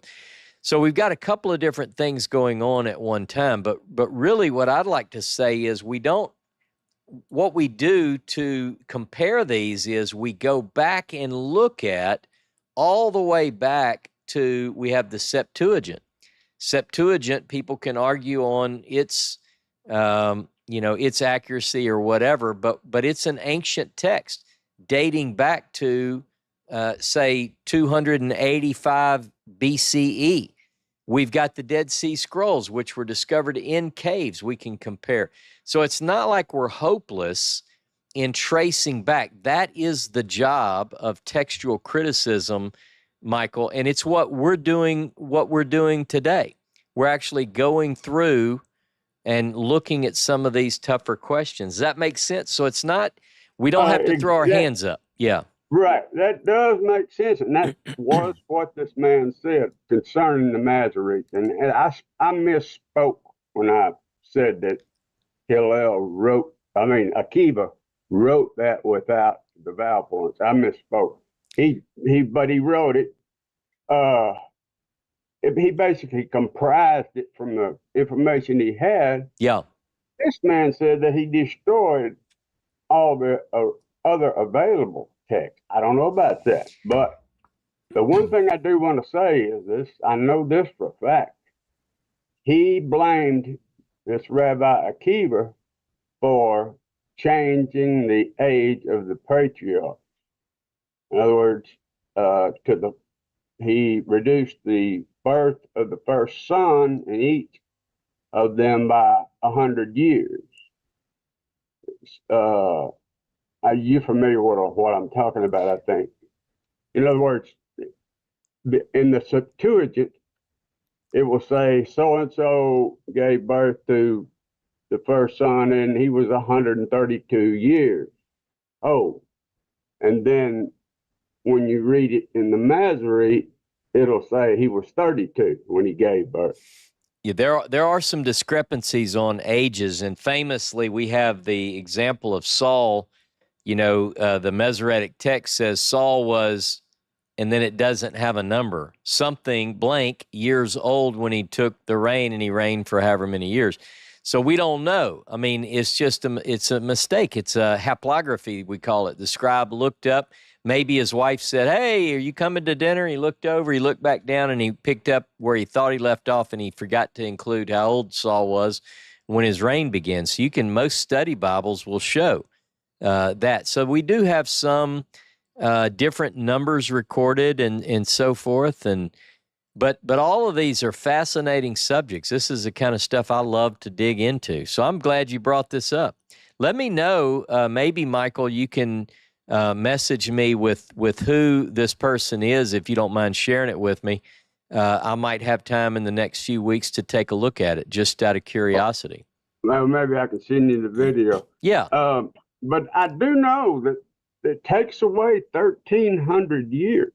I mean, if you add all, because each patriarch from before the flood to after, because he didn't, this, according to this man, Akiva did not think it was proper for these patriarchs to be given birth at this older age, for one of the reasons. So it was simple, because the way ages are written in Hebrew, it was very simple to drop 100 years off. You know, because the way ages are written, very simple. Drop off 100 years on each one of them till the birth of the first son. And if you go through, it adds up 1,300 years.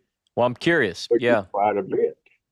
Curious. That sounds interesting, though. Hey, thanks for your desire to dig into these things, Michael. Isn't it fun?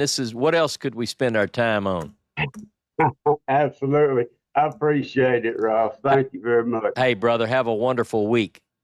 You do the same. Shavua Tov. Shavua Tov.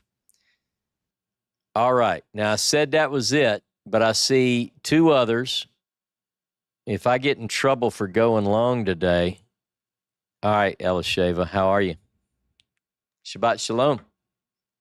Shabbat Shalom. I'm doing well. Thanks, Ross. I have a very simple question, and I guess it just depends on how you choose to answer, whether it is long or short. It's regarding the sacrifices of the third temple in Ezekiel, where it does speak very prominently about sacrifices.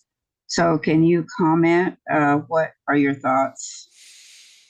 It's hard to say. First of all, Ezekiel it's got quite a bit. I could almost answer as the New Testament Peter says about Paul. He says a lot of things which people wrestle with to their own destruction. Ezekiel has some odd things. The visions, not only in chapter 1 and chapter 10. In fact, the rabbis say, don't even read that. You know, you'll go crazy. All of us have read it, nonetheless. But visions of four-faced beings and anyway. So then we get to chapters 40 through the end, basically, and part of that details a third temple. Now, of questions have to be answered on how literally we take this. B, do we think it's going to happen? And if it's going to happen, a lot of people miss this, but some of the descriptions, including some of the festival descriptions, don't agree with what we find in the Pentateuch. So there are differences there when we talk about the holidays. So we have to, I would say, now, do I think that there will be sacrifices restored? I'm not going to say that there won't be. In fact, I know that some groups are already planning, and I think some may actually already be sacrificing in the land of Israel, certain priestly groups at certain times of the year. We see bits and pieces come through on WhatsApp, and various people have sent me those. The bigger question in my mind is that something that God has sanctioned? I would say this is just my view. It's not, I mean, there are obviously scriptural things I can go to, but I would say, and I think we would all agree, that ultimately there won't be sacrifices. Right. I think that there will be a house, but that house will be a house of prayer, and I don't think any sacrifices will take place in there. So a bigger question for me is, could Ezekiel be describing an interim phase? But that, again, if we look at the dimensions of that temple, it doesn't even fit. Like, there's no way it fits. So how much of this vision is even, can you take the blueprint and put it on the map? Doesn't work. So I don't know what to do with that, really. It hasn't ever made sense to me. And I'm sorry for those who believe it, and for those who are all excited about all of that being reinstituted. I just can't get excited about it. Yeah. I don't want to be, personally, I don't want to be part of it, but mainly because when the text has the tension, I think that there is a way to approach God without the sacrifices, and I think that the way that we are currently living is evidence of that. I think that evidence has worked for a couple of thousands of years, and I think it continues to work. So, well, and this is my opinion. I mean, well, it's also in Torah that Hashem never asked for a temple in the first place, and didn't want a king, among other things.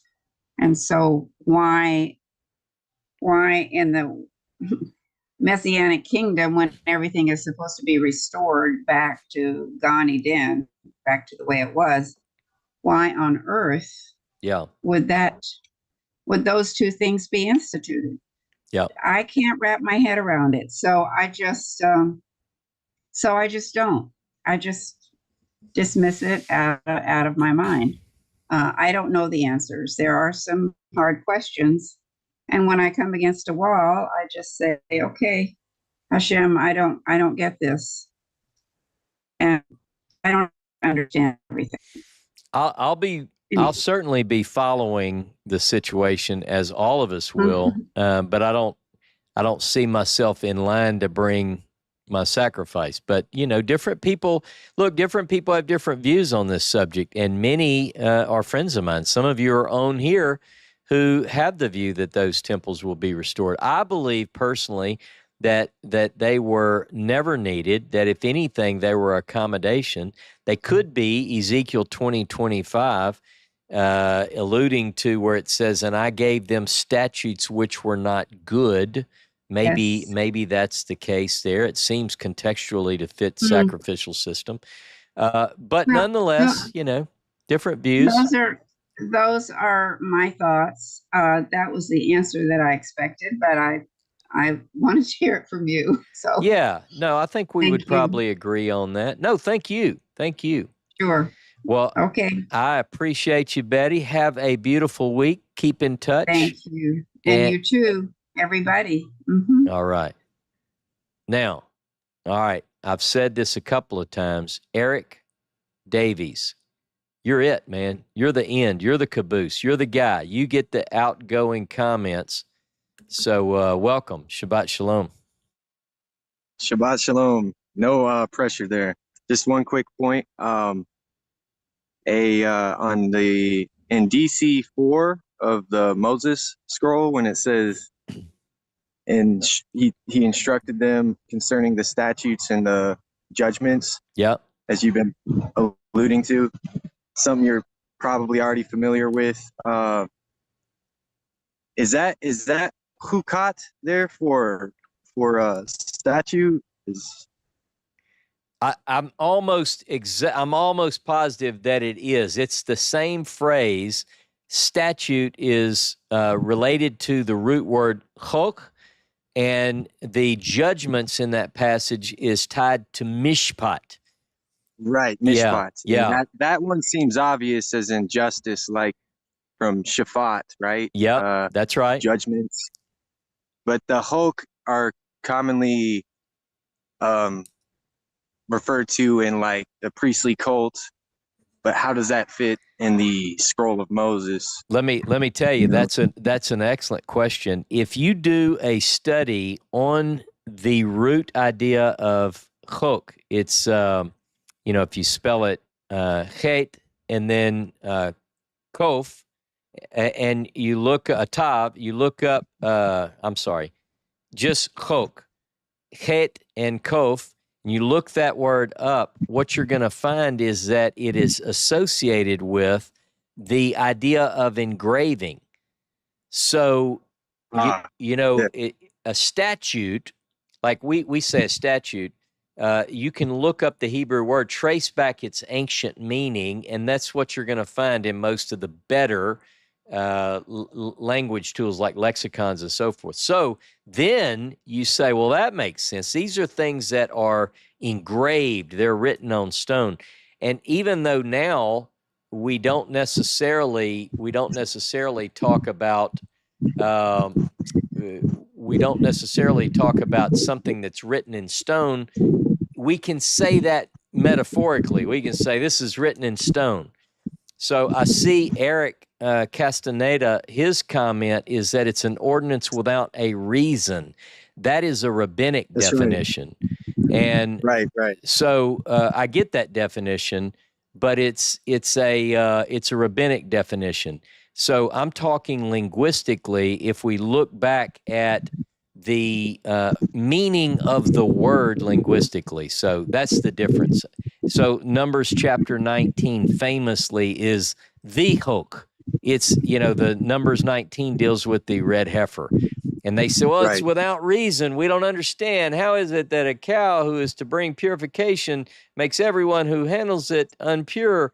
And they go, well, it's without reason. And so therefore a chok is something without, okay.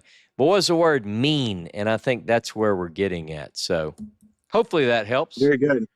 Yeah, very good, man. Thanks. Hey, I appreciate you, Eric.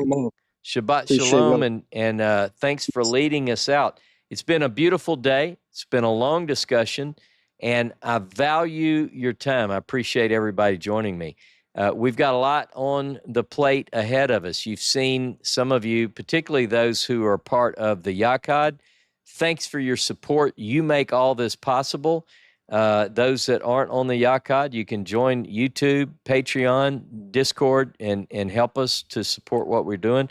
But some of you have seen that Jonah and I are working on a new series that's going to come out to coincide. We're not telling a lot about this. I can't quite give it away, but look forward to that. And so if you don't do anything else, stay tuned for next week's class. We're going to be talking about the law code. How does that come in? What all does it mean? And in the meantime, we can stay in touch on the Discord. Write your comments, your questions, post those up, and allow others to engage in good, valuable discussion. You mean the world to me. Thanks for being part of this. It's not an easy job telling the truth, and truth is sometimes overstated, but being honest to Moses is not the most popular thing out there. So I appreciate the fact that you would spend your Saturday with me. Shabbat shalom, Shavua tov. I'll see you next time.